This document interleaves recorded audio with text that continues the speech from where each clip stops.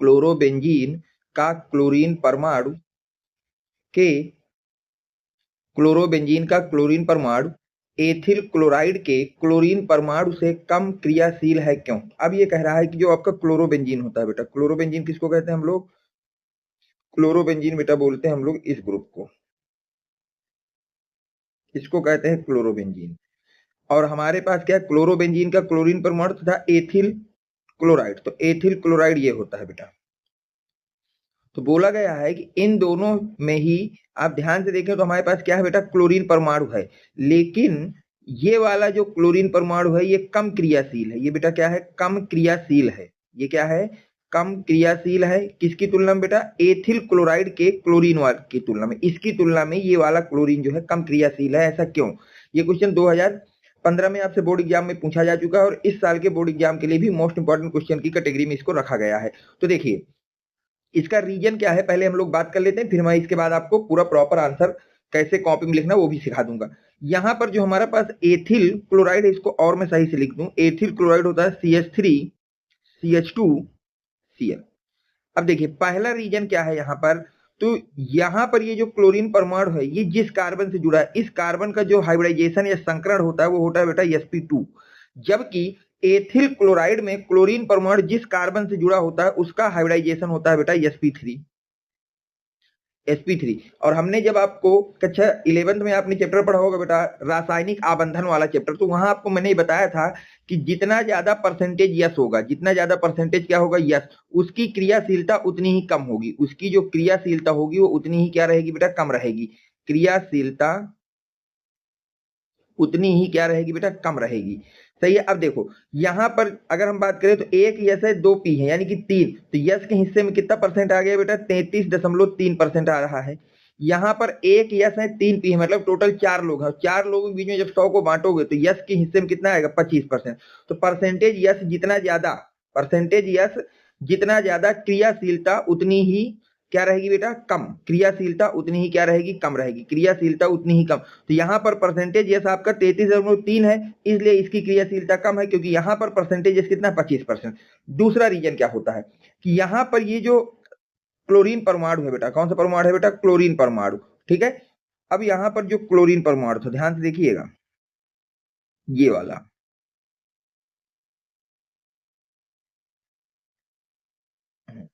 अब इस क्लोरीन परमाणु के पास क्या होते हैं बेटा? इलेक्ट्रॉन युग्म होते हैं। क्या होते हैं बेटा? इलेक्ट्रॉन युग्म होते हैं। 3 4 5 6, इसके बाद 6 इलेक्ट्रॉन युग्म होते हैं। तो ये इनमें से एक इलेक्ट्रॉन युग्म का जोड़ा क्या करता है बेटा? बेंजीन रिंग के जो पाई इलेक्ट्रॉन है, ये जो पाई इलेक्ट्रॉन है इनके साथ क्या करता है? अनुनाद कर लेता है, संयुग्मन करता है, जिसके कारण से यहाँ पर जो कार्बन और क्लोरीन के बीच में बॉन्ड है ये सिंगल बॉन्ड ना होकर के बेटा पार्शियली डबल बॉन्ड हो जाता है। किसके कारण? अनुनाद के कारण।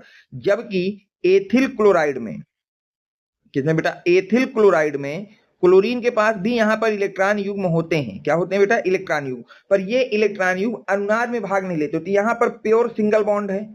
प्योर क्या है बेटा? सिंगल बॉन्ड है। और यहां पर क्या है बेटा? पार्शियल डबल बॉन्ड है। एग्जैक्ट नहीं, लेकिन थोड़ा सा इसके ऊपर कैसा नेचर बेटा? पार्शियल डबल बॉन्ड है। पार्शियल क्या है बेटा? Double bond.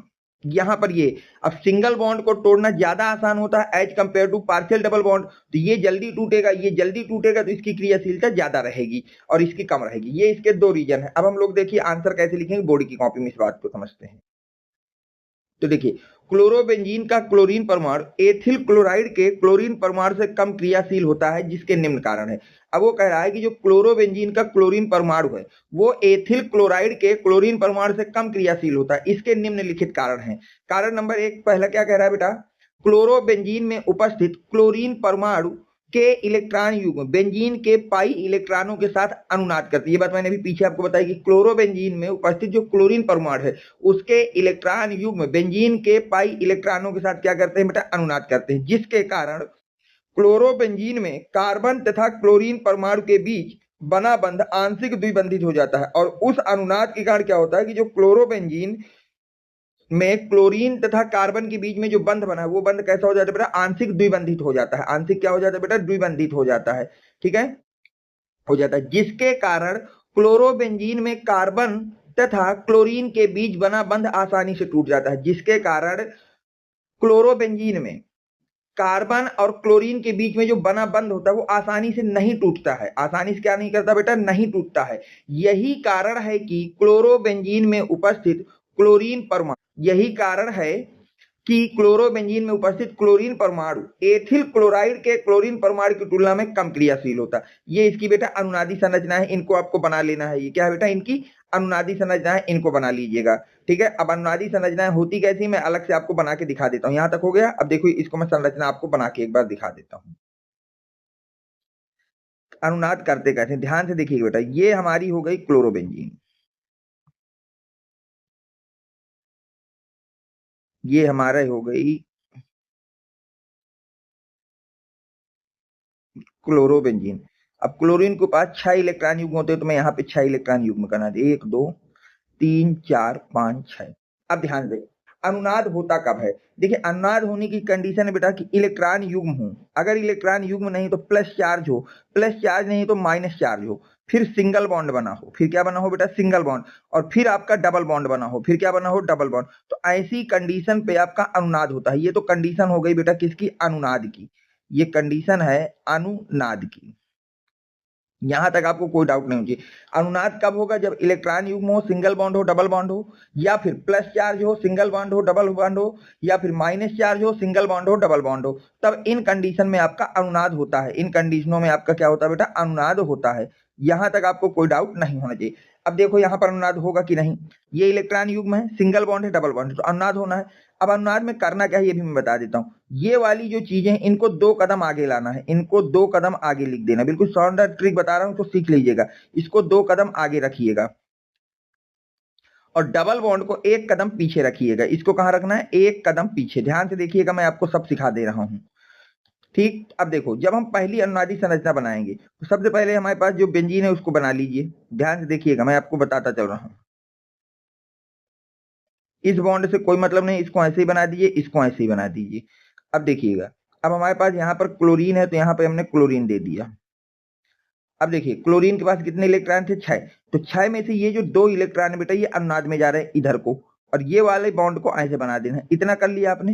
अब मैंने आपको क्या सिखाया कि इलेक्ट्रॉनों को, लोन पेयर को 2 कदम आगे, तो यहां से चलेंगे तो 1 कदम यहाँ पर, 1 कदम यहाँ पर, तो अब इलेक्ट्रॉन आपके आ गए यहाँ पर। और डबल बॉन्ड को 1 कदम पीछे, ये डबल बॉन्ड को जब पीछे खींचोगे तो कहां पे पहुंच जाएगा बेटा, यहाँ पर। सॉरी, डबल बॉन्ड यहाँ पे पहुंच जाएगा। ठीक है, यहाँ तक। अब क्लोरीन के पास कितने बचे बेटा, अब आपके पास बचे 4 इलेक्ट्रॉन। भाई 6 थे तो 2 तो चले गए अनुनाद में, तो बचे कितने, 4। और साथ में यहाँ पे प्लस चार्ज आ गया क्योंकि इलेक्ट्रॉन युग्म को इसने दिया है। यहाँ तक हो गया। अब देखिए, फिर से लोन पेयर है, सिंगल है, डबल है, तो फिर से अनुनाद हो जाएगा। तो ये वाले इलेक्ट्रॉन जाएंगे यहाँ पर और ये वाला इलेक्ट्रॉन आ जाएंगे यहाँ पर। अब देखिए हम बनाएंगे कैसे, हमको कैसे बनाना है। तो हमको क्या करना है बेटा, पहले तो बेंजीन अपनी बना देना है। ये बन गई। यहाँ पर डबल बॉन्ड है, तो वो डबल बॉन्ड हमने फिर से बना दिया। क्लोरीन था, क्लोरीन को बना दिया। अब देखिए, ये वाला डबल बॉन्ड 1 कदम पीछे खींचोगे तो यहाँ पर आ जाएगा। ये वाले लोन पेयर आपके यहाँ पर आ जाएंगे बेटा, और ये वाला बॉन्ड अपनी जगह रहेगा। ठीक है, अब यहाँ पर हमारे पास 4 इलेक्ट्रॉन थे, तो मैं यहाँ पर भी अपने 4 इलेक्ट्रॉन कर दूंगा, और साथ में प्लस चार्ज था, प्लस चार्ज लगा दिया। यहां तक आपको कोई डाउट नहीं होनी चाहिए। फिर से देखिए, लोन पेयर है, सिंगल है, डबल है, तो फिर अनुनाद हो जाएगा। तो ये वाले बॉन्ड यहाँ चले जाएंगे और ये वाले बॉन्ड बेटा यहाँ तक। और ये काम हमें तब तक करना होता है जब तक हम वहीं पर ना पहुंच जाए जहां से हम चले थे। तो फिर से हमने बना दी बेटा बेंजीन रिंग।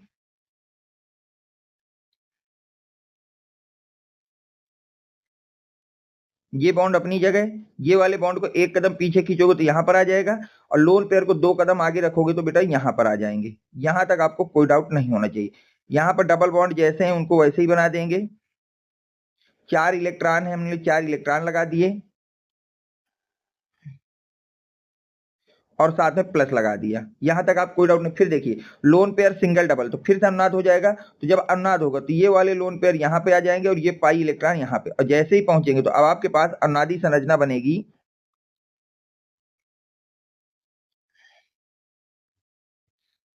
ये अपनी जगह, ये वाला बॉन्ड अपनी जगह, और वो वाला बॉन्ड यहाँ पे आ जाएगा। अब यहाँ पर क्लोरीन के बीच में सिंगल बॉन्ड हो जाएगा। अब उसके पास 6 इलेक्ट्रॉन थे, 6 इलेक्ट्रॉन फिर से आ गए, तो अब हमारा प्लस चार्ज भी हट जाएगा। तो ये होती है बेटा क्लोरोबेंजीन की अनुनादी संरचनाएं। अब अगली बात याद रखना कि जो अनुनादी संरचनाएं होती है बेटा, उनके बीच में आपको इस तरह का एरो लगाना पड़ता है। ये एरो बताता है कि अनुनादी संरचनाएं बनी है। ये रो क्या बताता है बेटा कि अनुनादी संरचनाएं बनी है। यहां तक हो गया। अब देखिए, अब हमको ये पता चल रहा है कि यहाँ पर जो पाई बॉन्ड है ये किसी एक के ऊपर नहीं है, पूरी तरह से मूव कर रहा है। तो इनका जब हम लोग रेजोनेंस हाइब्रिड बनाएंगे तो अब हमको कुछ ऐसा बनाना है, ध्यान से देखिए। ये चीजें अपनी जगह है, क्लोरीन अपनी जगह है, सही यहां तक। अब देखिए, अब ध्यान से आप देखें तो ये जो पाई इलेक्ट्रॉन है वो कुछ समय तक तो यहां पर था, कुछ समय यहां पर, और इस तरह से ये पाई इलेक्ट्रॉन पूरी रिंग में घूम रहा है, और यहां भी ये पाई इलेक्ट्रॉन पहुंच रहे हैं। तो ये पार्शियली डबल बॉन्डेड कैरेक्टर का हो जाता है। ये कैसा हो जाता है बेटा? पार्शियली डबल बॉन्डेड कैरेक्टर का हो जाता है, जिसके कारण इस बॉन्ड को तोड़ना हमारा क्या होता है, थोड़ा सा मुश्किल होता है। तो इसको बना लीजिएगा, स्क्रीनशॉट ले लीजिए आप लोग।